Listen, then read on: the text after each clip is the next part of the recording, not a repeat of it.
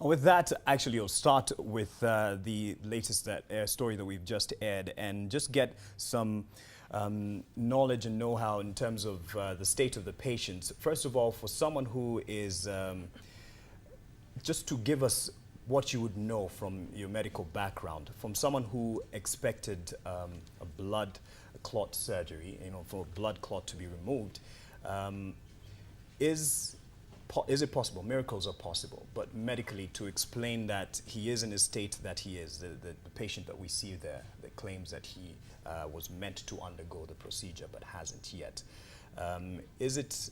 some might say the patient who needed the surgery degenerated or would be expected to degenerate. What are the scenarios that you can put out? So many times the doctors have to make a decision whether the patient could undergo surgery or not. It's a very fine balance, especially for neurosurgery cases, because the surgery is not without risk. You know, you're going to be looking into the brain looking for a clot, and as you do that, you're going through structures that God did not make to be cut. And so many times you sort of weigh the risks versus the benefit of the surgery. And if there's a chance that the blood clot can resolve on its own using medication and other and time and certain therapeutic options, you may opt for that. The risk always is if there's unexpected buildup of pressure in the brain, and if the bleeding can recur. In that case, waiting for resolution may be harmful, and in that situation you must go in. So we do have very good outcomes for many surgical patients, and many patients who have clots are able to go home and speak well. Though I think this is a patient who had the brain swelling. This is not the patient who required the brain surgery. Actually, there's two. There's a one who had the surgery that was a mistaken surgery, and he says, of course, he is said to be in good condition. We've seen that he's recuperating at his home. And then now the other one is the one who says he was the one who intended or needed this brain surgery, but didn't have it, and is awaiting further direction from the doctors in terms of after examination and what to do next. And I'd like to bring in just Lydia, just to explain the process that you can expect. You've heard one of the patients there say, this is a mistake of the hospital, and we're not necessarily going to discuss and say this is to victimize K&H, but to talk about the professional code and expectation. You use and actually are pioneer of the WHO checklist. So when a patient is wheeled in an emergency case, what is a procedure that is expected to play out? Thank you, Mark. One of the very crucial things that one is expected to do is to identify the patient. Correct identification of patient is very critical at whatever level, at whatever situation, because it's one of the issues that have been said to occur quite a lot. This is a problem that has been recognized globally. It's been documented that a lot of mistakes do happen when it comes to if you do not identify the patients correctly. So very, very important is the correct identification of the patient. And there are different ways of identifying the patient. It's not just the names, because the names could, look alike.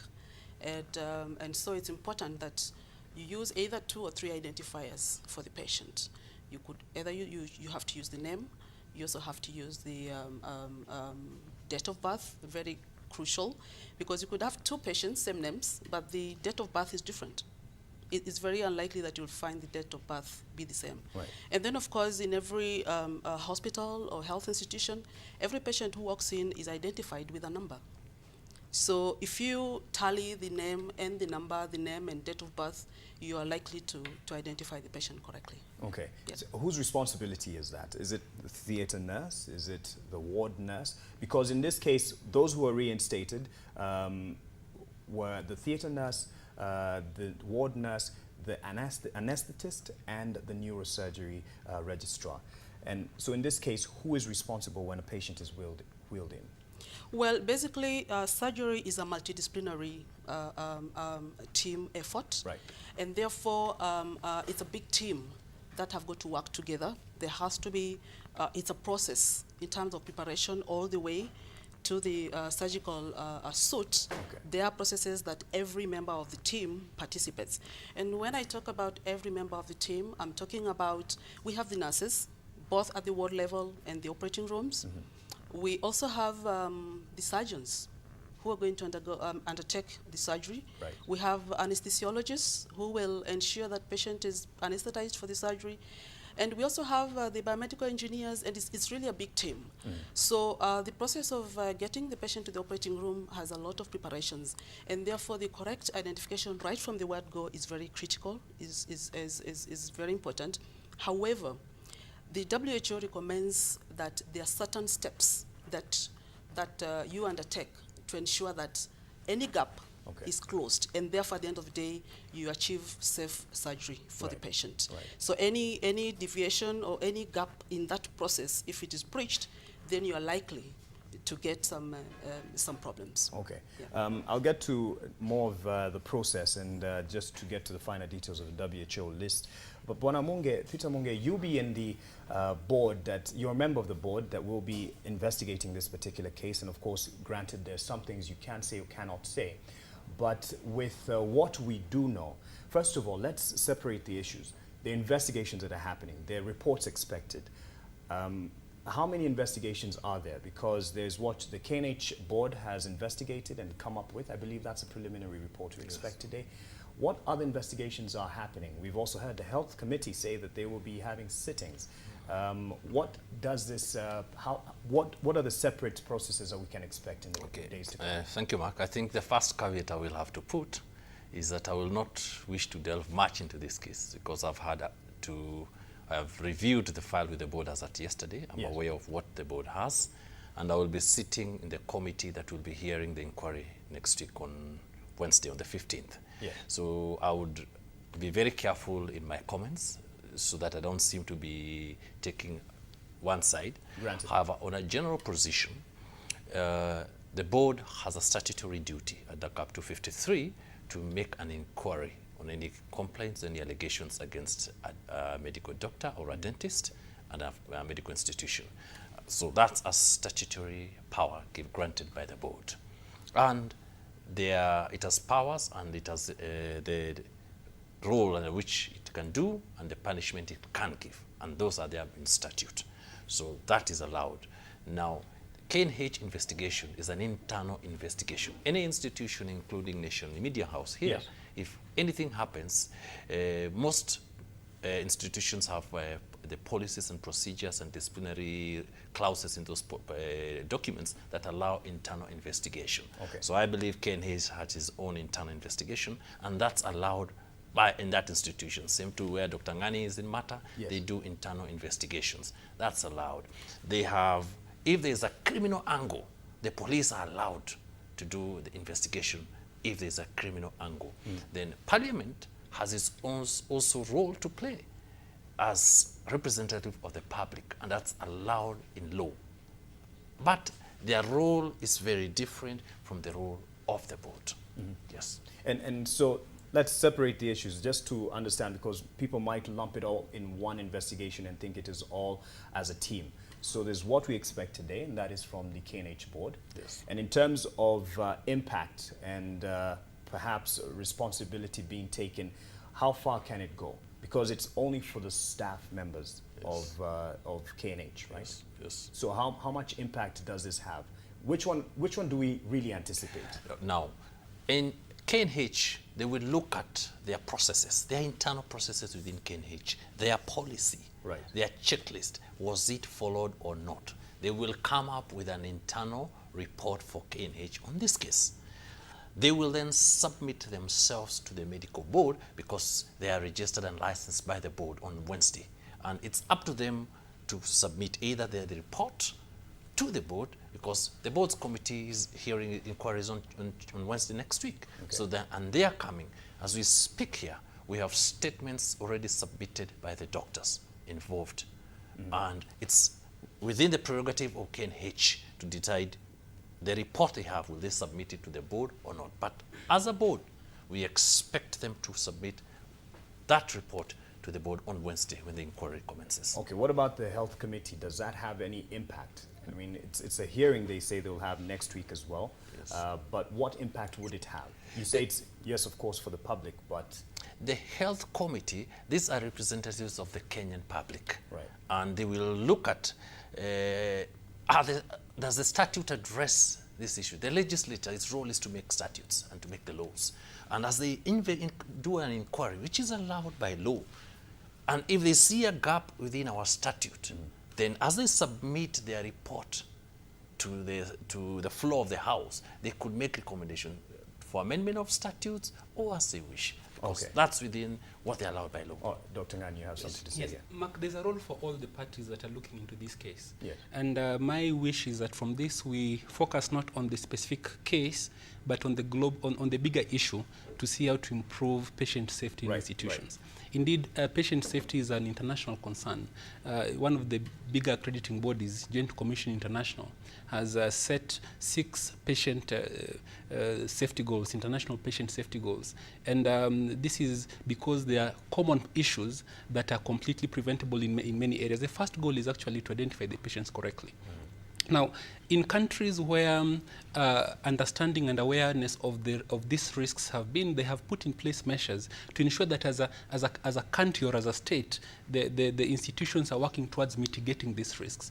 I'll give the example of Minnesota State. In 2003, their legislature passed passed a law making it mandatory for every single institution to report what are called never events, and from that to put in place measures to mitigate this. And what was the experience? In the first year, 30 hospitals reported 99 never events with 20 mortalities. What do you mean by never events? A never event is something that there's a risk of that happening within a medical facility, but it's completely preventable and avoidable, and the measures that could be taken and is of grave consequence. Unfortunately, misidentifying a patient and undertaking the wrong procedure is one of those never events. It indicates a gap in the whole system, not just at an individual level, but at a system level.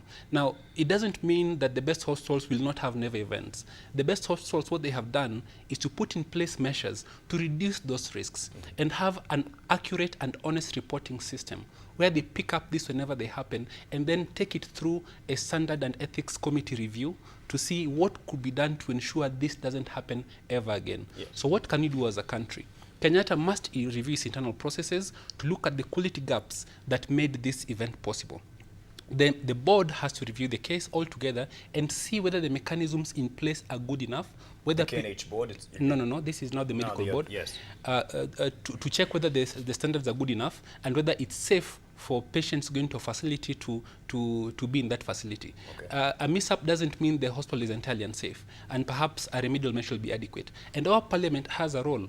It could be possible to compel institutions to go ahead and make these reports, and this is best practice everywhere. Yes. And of course, with honest conversations around it, without too much blame shifting or witch hunting, we can all work to make our system as a country better. You pointed the holistic approach that this requires, and in fact, you've mentioned the health committee, and I'll come to Lydia just in a bit.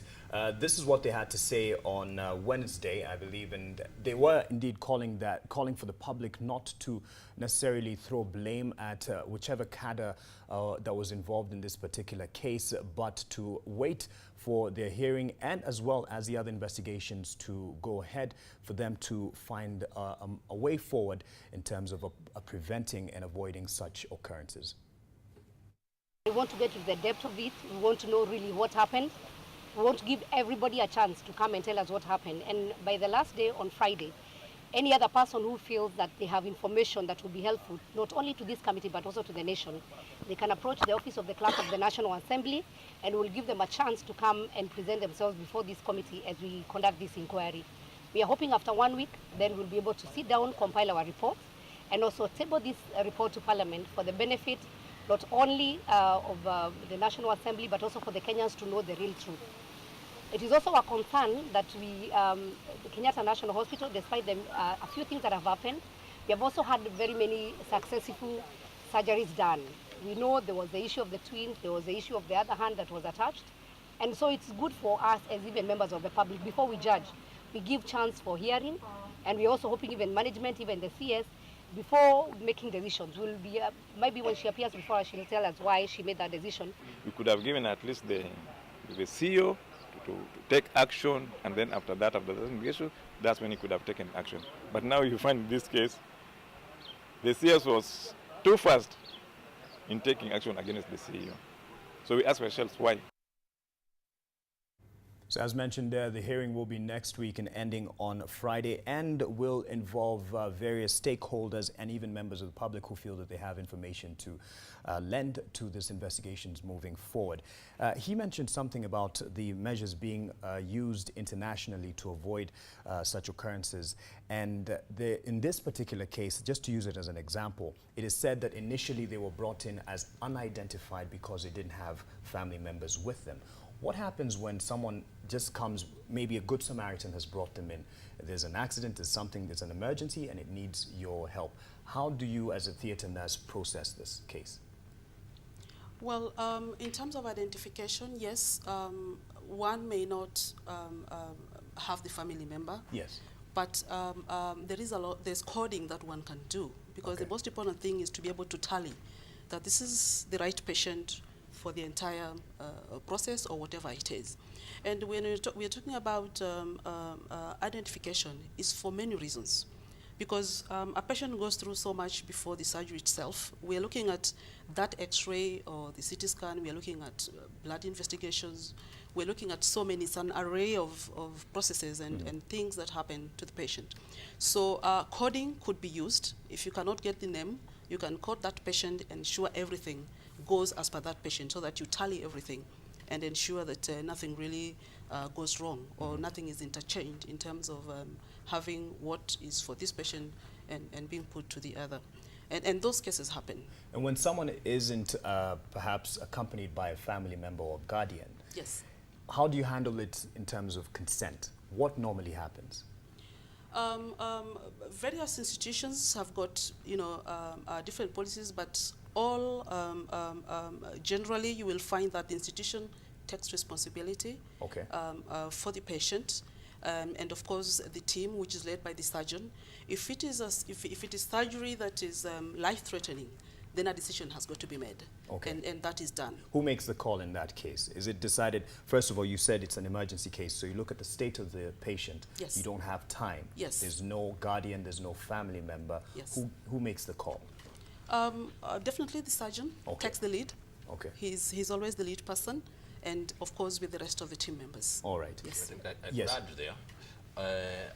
We have a very vibrant constitution, and out of which the Ministry of Health and the Medical Board came up what we call a patient's charter, which provides that every Kenyan has a right to treatment and every Kenyan has a right to emergency treatment. We also have a code of conduct from the board that is used by the medics. And what that code provides is for you to, before you go to theatre, you must provide a consent. And in one of the stories I saw it talk about a consent. A consent could be informed consent signed by the patient. Okay. In an instant where a patient is mentally ill, or a patient, like in the instant case where it's an accident case and you're taken to hospital and there's no, you can't give the consent and there's no relative, you're entitled to treatment. So the senior medic of that facility gives the consent because treatment is a must. So same to children. Same, a guardian will give. If they are not there, the senior medic of the facility signed the consent. Right. And that's permissible. Okay. Yes. Okay. And in terms of the situation, I mean, MATA isn't more or less the same as KNH. KNH is, as we have known, has been overwhelmed by the numbers as being the biggest referral hospital that we have. And that's one of the issues that we need to address. And now people are talking about whether they should withdraw, outpatient and just handle inpatient and emergency cases, referral cases, so that they could be able to focus on the crucial instances and patients that need treatment. But in your case as MATA, as a medical director, what would be the scenario in the instance there is a mishap, whatever you'd call it in your terms? How would you handle it internally? Okay, the first step we do is preempt those kinds of situations and put in place policies and procedures, and we ensure that the staff working on the ground are aware of these procedures and they practice them. The preventing misidentification requires fairly mundane processes. For example, using tags that can't fall off. It may sound like a simple issue, but the quality of the tag you use on a patient is important. If you use a tag that 2 days later falls off and you have to put a different one, it introduces a risk of misidentification. Okay. Now, using tagging the patient immediately they come in at the point of registration, not at the point when they're going to theatre, at the point of registration makes a very big difference. In case of an error, then it will be consistent across, and there's a very low risk of getting the wrong patient having the wrong surgery.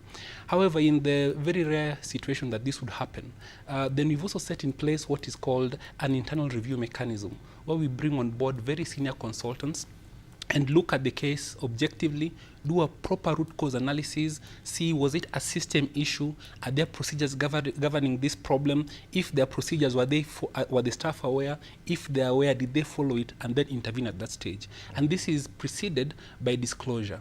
For an institution of our nature, we have learned that many clients, the one thing they appreciate the most is to have that candid discussion and say, you know what, this didn't go well, this could have been done differently. It doesn't matter whether the outcome is good or bad. And I must mention that in our country today, many treatments are judged by the outcome. You can have an excellent procedure, but have a very poor outcome because of a non-complication. You can have a serious omission, a serious case of malpractice with a good outcome. And so the yardstick for measuring the quality of care is slightly different from the outcome. Now, if you follow all these processes and you still have a bad outcome, then you say, okay, at least you've done your best as a team. But if you don't follow any of these processes, even if the outcome is good, even if the family are happy, even if they're praising you, allowing breaches in these processes would create a problem. And Matt, you're also guided by the WHO checklist. Absolutely, but we've gone a step further. Okay. We've domesticated some of these documents because you realize that the global standards are more or less general. They have key points, but you need to domesticate to the setting of the institution. Okay. Yeah. Lydia, you mentioned the WHO checklist, and it's quite thorough. If you may, for the layman, just outline the key areas and the key steps that is followed. For instance, in a case where there's an emergency case, someone needs an emergency surgery, as was the case here, and what plays out with the checklist. Okay, thank you very much. The WHO checklist that was actually launched in the year 2009 after several pilots that were done. This was a global initiative, second global challenge for safe surgery saves lives. And so what this checklist does, the objectives of this checklist was to ensure correct identification of patient and the site. There were several objectives, 10 of them. Other objectives were looking at preventing surgical site infections. You're looking at preventing medication errors. You're preventing any injuries for the patient. You're also ensuring communication of the team. And this came out pretty well, or really very significant in the WHO checklist. Yes. It was seen over the years that the team was not cohesive enough in terms of work. So you'd find the surgeon does their thing, the nurse does their thing, and so the team was not able to do things together. They were not reading the same script. Yes. Right. So this checklist was supposed to also identify communication gaps among team members. Okay, let me hold you on that. Let me put a gap here. And you've given us a background for the WHO list. I just needed to interrupt because we are expecting a briefing from Harambee House, and we're told that the president is there, and we will be crossing over as soon as they are ready to make the address. And yes, and that will interrupt this conversation. So that's just at Harambee House. The president is there, and we'll be listening in. A lot of issues happening around the country, so your guess is as good as mine as to what they would be addressing, but we'll be crossing over there soon enough as they start. So you're talking about the background and the need for this WHO list, because we didn't quite have the same script that people were reading from. Okay. So yes, go ahead. Yes. So the WHO then came into play. And in this country, the year 2007, some of the institutions already started using the WHO checklist. And it's been in use. It is a very important tool. It has been seen to reduce morbidities and mortalities to a very significant level. For example, like some of the studies that were done, there are about 234 million surgeries that are being done all over the world. And out of those, 1 million result in death, which is preventable. and about 7 million are getting complications that could also have been avoided. So this checklist was to address processes that ensure that we reduce the morbidities and the mortalities for our surgery. Right. So this checklist has got 3 phases. If you follow them, you'll find then you kind of reduce. There are 3 phases where you correctly identify the patient and you do the prerequisite preparations for the surgery. And so you have the sign-in, where you have the team in the theaters ensuring that they have identified the patient correctly on the site, they have confirmed any expected events, anticipated events. For example, what is the blood loss? So when you hear somebody saying you need blood before surgery, they've already anticipated that there is going to be some significant blood loss, and therefore they need to prepare for that.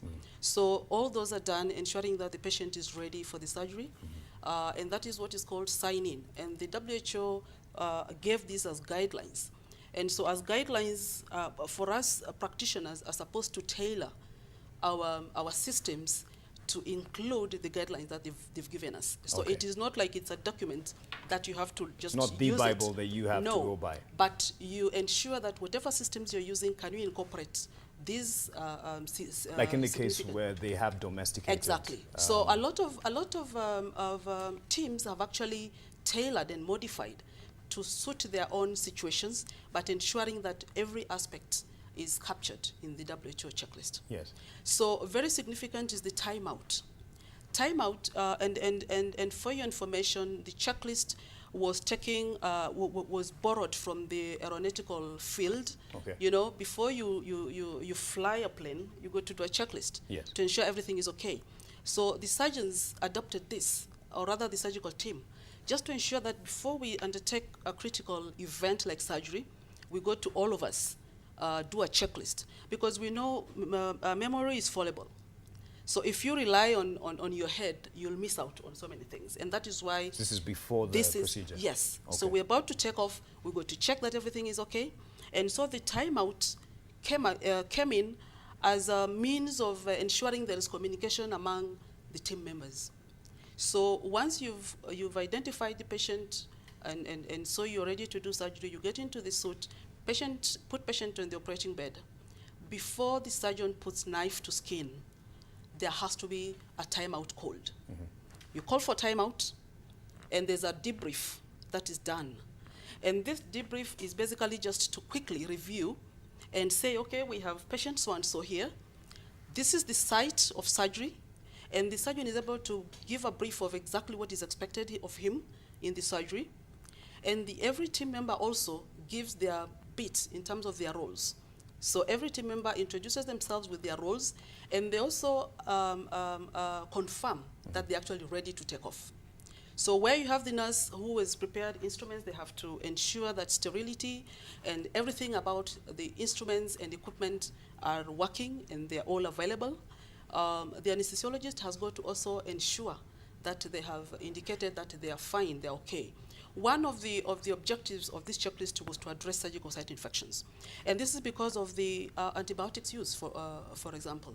So it must be given at the right time so that then it can have effect to prevent surgical site infections. So the entire team has got to have dialogue. And that was missing. It was missing. You would find surgery will go on, and at the end of the day, the team has no idea what happened. Okay. You know, it's probably the only surgeon who knows what happened, but the entire team goes away not knowing what has happened because communication was not there. Right. So today, that came in to enhance communication among the team members and also to plan for the after surgery. And that is why there's the sign-in where you receive the patient. You've got the timeout where you do a debrief before surgery starts. And then you got the sign-out where you are done with surgery. So can surgeon explain exactly what is done so that everybody leaves here knowing what has happened? That's where they have the checklist of do we have all the equipment that was used and all that. Yes, and so during sign-out, the expected discussion is that the surgeon will confirm that I have done this surgery, okay, and this is what I expect after in terms of the management of the patient. They have to confirm that all the swabs and instruments that have been used are actually correct, because we've got a lot of cases where sponges and instruments are left. Okay. So that has got to be confirmed so that by the end of the surgery, everybody there leaves knowing exactly what has happened. In studio, I have some professionals in the medical industry as well as stakeholders who will be involved in the investigation in the latest case at K&H, that is a botched brain surgery. And as you can expect, this particular inquiry beginning next week, we can't quite discuss the intricate details of it, the pros and cons of this particular case, but just to help you understand what will be the parameters that they will be visiting and looking at, and that will be guiding them in this particular investigations. And just before I interrupted this conversation, Lydia was confirming the steps that have been integrated in some of the hospitals, I'd like to believe most of the hospitals in the country, and guided by the WHO list, and that is to at least make sure that not many incidences as that we have witnessed will recur in the country. And she explained the sign-in, the timeout just before. It sounds like timeout is taking a break, but timeout just before the surgery, just to make sure that we know what we are going to be doing, what we are handling. And after the surgery, the sign-out, where you're talking about just making sure we have everything, that the instruments that we were using, and perhaps give a report on whether this was somewhat a success given the target that you had. But someone listening might say, hey, at K&H, that is stretched. They have that time to go through this list and go through all the intricate details, and everyone introducing themselves. Someone might say, hey, you're wasting time, Anna. Someone is on the bed here, needing some surgery. Is this really the case every day, in every case? Exactly. I can tell you, to do timeout takes less than a minute. Okay. Less than a minute. It's a discussion that everybody has prepared, but hey guys, where are we? Where is everybody in terms of this particular procedure we are going to do? So if you look at the conversation among the team members, it only takes less than a minute. We have done a lot of demos, we've done a lot of training and in a lot of setups. And when you time, it doesn't take so much. So it's not a time wasting thing. And very, very crucial in emergencies, because emergencies is where some of these gaps can occur. Right. And therefore, you go to ensure that everything is to the mark, so that then you are able to ensure that the process is okay. So it's not time wasting. If you consider 40 seconds to 1 minute and the errors that may occur for not doing it, then it's worth stopping. Right. And ensuring that everything is okay. Bwana Munge actually explains the process that guides such operations and procedures. Is this something that might feature in the inquiry in terms of, and what would be the book to follow? Is it the World Health Organization checklist? Is it the K&H policy and checklist that they have internally, as they all do? Or is it from what the board dictates should be the procedure for this profession? What is the checklist that you'll be going with? Okay. First of all, once the inquiry starts, we will look at what is permissible in practice. And there's a code. Okay. There's a code. Was it followed? Then we will also look at the K&H procedure. Do they have it or not? If they don't have it and the committee thinks it is necessary, the committee has powers to direct that be done and within what timelines. Okay. If it was there, they will also check, was it followed or not? All right. And those are the issues. It's all about evidence. We will consider the evidence and we will hear every person and consider all that. And real quick, and I know, Dr. you want to jump in here. Real quick, because I have 3 minutes, I'm told. I thought we had more time. But this is an interesting conversation. Who will be in, first of all, the members who will feature in this particular board, the stakeholders, and who will be summoned? Who will be summoned to this particular inquiry? Okay. First of all, because we want to help Kenyans, I just want to make one comment. That I commented and said that Kenyans have a right to emergency treatment. Yes. So any Kenyan driving anywhere and you see an accident or anything, you ought to take that patient to the nearest hospital, whether it's Nairobi, whether it's Mata. That hospital is supposed to give what you call stabilize the patient, then transfer. So you should not refuse to assist because you think Kenyatta is far. You take that patient to the nearest hospital. That hospital will stabilize the patient and then transfer to Kenyatta or any other hospital. Number two, in terms of the process, and what we are working on. The committee has members of the board who are members of the what we call preliminary inquiry committee, where I am also a member.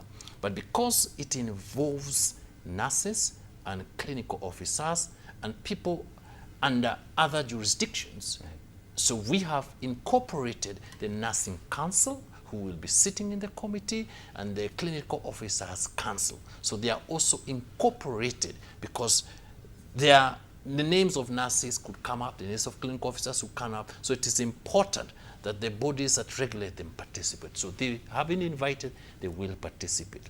The process. We have, as we are talking, statements from the medics involved, and as of today, we are expecting statements from the nurses. And we have immediately gotten the patient's file, a certified copy of the entire patient's file, not for one patient, but for both patients. Okay. So they will appear before the committee on 15th. The patients? The patients, and they have a right to come with an advocate if they so wish. The institution will also appear. It has a right to come with advocates if it so wish. Then all the medics involved will also appear, and they will all give their side of the story. Okay. Yes. And just what the pictures, as when Peter Munge explains the process that we can expect, we can see the pictures here from Harambee House. I mentioned this to you earlier, and it seems to be some big announcement that will be made as the president is there at Harambee House, and it was intimated to us earlier that there was a meeting with Raila Odinga and his people, or at least representatives of Raila Odinga, and there are some of them that you could probably spot there in some of the shots that we have given as the conversation has continued here. And as soon as they start this conversation, we'll be crossing over there to listen in. It must be quite a big announcement on an address that they're about to make at Harambee House. That is the president in a bit, and those representatives from Raila Odinga's office, and perhaps Raila Odinga himself. It was intimated that they were meeting at Harambee House. And as you conclude on this particular issue before they start, it can start anytime now, just to make it clear that yes, as is the norm, or not the norm, but is the reality in any profession, mishaps take place. But it's not quite a K&H case, much as they have quite several cases. These things happen, and you normally sort them out more quietly, not in the public glare. Can you confirm this, and just to give confidence to the people in our health institutions? Well, I cited Minnesota for a particular reason, for everyone to know that this is not a problem unique to Kenyatta or to Kenya or to a third world economy.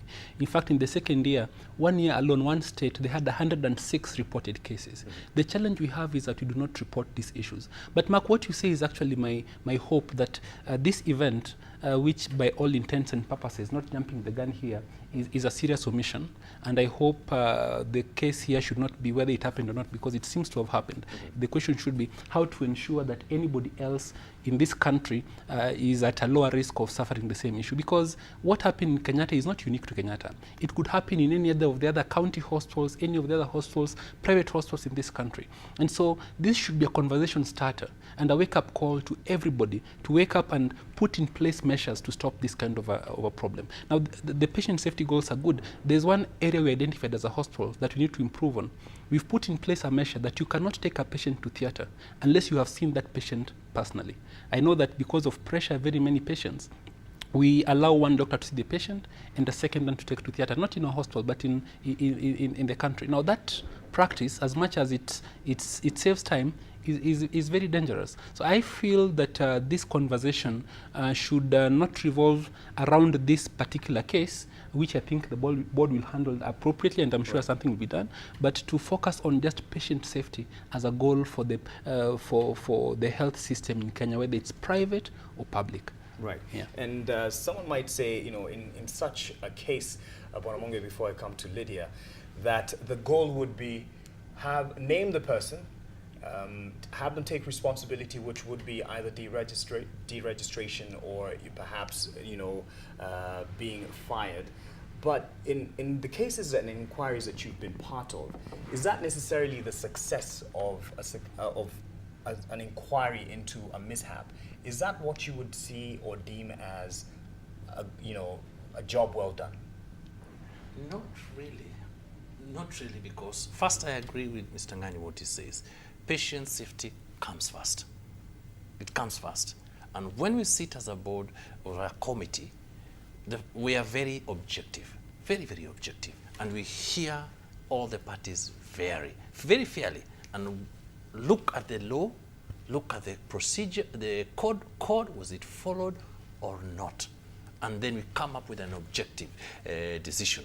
And sometimes there are no errors done, but we give directions on things that ought to have been, need to be in place, and we direct that puts these systems in place to avoid something worse happening. Right. Yes. And in this case, I just needed to ask real quick, are the two patients who've come out to say we were the ones involved in this case, would they be, summoned or interviewed in any way? Yes, the patients are invited, and they've already been invited as we are speaking, okay, to appear on the 15th. The hospital has already been invited, and the parties involved have been invited. And any other person who has information that could assist could come on the 15th at the offices of the medical board at Woodland next to DOD. Yes. And they'll have an opportunity. They've all, the medics and the practitioners have already given statements. And we have the statements, we've looked at them. As we're talking, we've already reviewed that file. So we know the issues which are there. Okay. So we are just waiting for people to come for the inquiry. And how long would it be expected We to take? start on the 15th in the morning, and by the end of that day, we should conclude. Welcome back to NTV Today, and I'm told that at Harambee House there has been, Esipisu is actually giving an address before we can expect the main speech from there, but that was while we were on a break actually, and we'll be crossing over there soon enough. As we were talking over the break, some might say this is a good thing it came out in public, because imagine the cases that have happened and have been covered up. We have to be skeptical. These things are covered up. Can there be trust in the board and in the institutions that we all work in, that when there's a mistake, action is taken? And is there examples to look from? I'll start with you, Lydia. Yes, sure. It's important to appreciate the fact that mistakes do happen, and therefore, as professionals, we are bound to ensure all the time our patients are safe, yes, and also ensure confidentiality of okay, our patients. That must not be breached at whatever level. So yes, things may happen and may come out. Not everybody will know, because patients have got a right to their confidentiality, and therefore not everything will go out in the open. But a lot of these things are taken seriously. When mishaps happen, they're taken seriously and action is taken, and much more so corrective where we have proper systems in our institutions. Improving the system. Improvement, yeah. In fact, one of the very key issues in the health sector is to have improvement processes, and the regular audits and quality assurance processes to ensure that where you notice a mistake has happened, then you're already reviewing to see that where has it come from, what is the root cause, so that then you can be able to mitigate and put a system that will not happen. And that works pretty well. It works pretty well. We just need to ensure that our institutions are up on that issue. It must come top, because every citizen and every individual is entitled to safety. And we hope that that is the case, and that will be the result here. And as we conclude, Dr. Ngani, at Mata, has action been taken before, or has there been cover-ups? Well, we have very rare cases, but in events where, and certainly not this serious, in events where we find an omission in procedure, we've actually taken action. It's something that we do periodically. Our Standard and Ethics Committee meets every 2 to 3 months, whether there's a case to be reviewed or not, and this is standard, and this is what makes a difference. I must mention that many times the allusion towards cover-up is because when someone makes a complaint, they start with the conclusion, and they conclude that something went wrong. And I mentioned to you that this is based on the outcome, not on the process. And therefore, it means that most of the cases that we have is partly down to not having been explained to fully what the implications are. But in the actual situations, about 10%, where there could be an actual omission, then in that case, you must tell the patients, this is what happened. And Kenyans are actually very understanding, and all people want is honesty and information. And when you tell them this is what we ought to have done. This is what happened, resulting in this delay. Many patients, initially they'll be upset, of course, but they say, thank you for telling us this kind of an issue. The approach for many has been name and shame. Why don't we ever hear about these cases in the past and what action has been taken in conclusion? Kenyans need to have trust in our institutions. And as a good lady has said, 25% of the cases are obscene related, and most of them have very sensitive issues, and patient confidentiality is very key, and a lot of rulings made by the board have a lot of issues on the patient. So, and that's why they don't come out a lot, because of the confidentiality. However, as a board, I can tell you, there are cases we've deregistered a doctor. The Munge case, the famous Munge case, I prosecuted that case and we deregistered the doctor. There are many cases we've even closed facilities completely. There are many cases where we've really cautioned or given other directives that are very punitive from a common man. But a lot of them don't come out because of the patient confidentiality. Right. But we are doing a good job. We have done within the next, out of 900 and something cases in the last 21 years, I can tell you we have less than 30 pending cases. Okay. And decided very fairly. Well, and we'll be watching carefully what will be decided on this particular case, because it has a lot of implications for the profession. Thank you very much. Unfortunately, we are out of time. Victor, Dr. Victor Ngani, thank you for your time and the knowledge that you've lent to this conversation. Thank you, Lydia Msuni, for this time that you've lended us. And also, Bwana Peter Munge, and the work is cut out for you. Next week, we will be at your doors trying to follow up on this particular story.